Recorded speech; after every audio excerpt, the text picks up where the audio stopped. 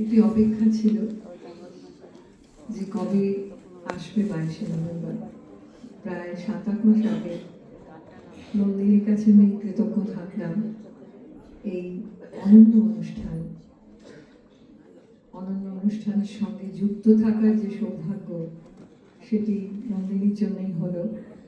তাই নন্দিনী একটু আগে বলছিলেন এত সুন্দর বলেন, আর এইখানে এলাম বলে আজকে গুরুজির কি অপূর্ব ভাষণ। গুরুজি আমার প্রণাম নেবেন, সমস্ত মহারাজদের, স্বামীজিদের আমার প্রণাম জানাচ্ছি, আমার নমস্কার। মায়েরা রয়েছেন, মাদের এত আদর যত্ন এসে থেকে পাচ্ছি। নন্দিনীর কন্যা, আমারও কন্যা সম অনন্যা, সে সত্যি অনন্যভাবে আমাকে আদর যত্ন করে চলেছে এখনো। তো এই সমগ্র অনুষ্ঠানটির জন্যে, এই অনুষ্ঠানে পার্টিসিপেশনের জন্যে সকলের উপস্থিতিকে আমার নমস্কার, ভালোবাসা, অভিনন্দন। খুব ভালো লাগছে।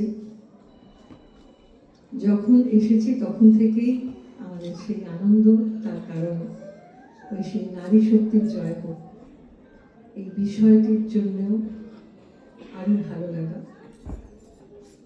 শুরু করি, আমি তো মাকে নিয়েই থাকি, শুরু করি আত্মাস্তোত্র দিয়ে, তারপরে যদি রবীন্দ্রসঙ্গীত শোনাবো, আমার নিজের কম্পোজিশনও শোনাবো। মাকে নিয়ে থাকার, কেন থাকি সেই কারণ হিসেবে কিছু নিজের কথা, মানে আসলে গান আর কি শোনাবো।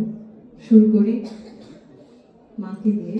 আর যিনি শব্দ প্রক্ষেপণে রয়েছেন, শব্দই ব্রহ্ম, তো এই ব্রহ্মের একটু ব্রহ্ম কিন্তু শিফট করে যাচ্ছে একটা কিছু, শব্দটা এই মনিটর টু মনিটর একটা শিফটিং হচ্ছে। হ্যাঁ, প্লিজ একটু দেখো না। আর একটু রিভার্ব।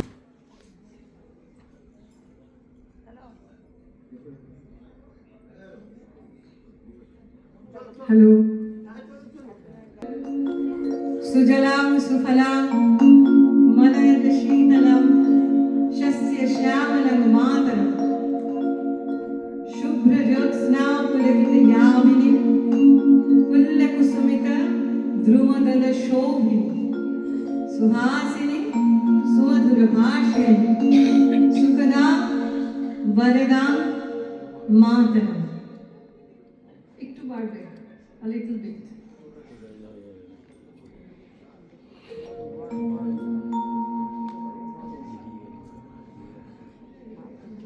ঠিক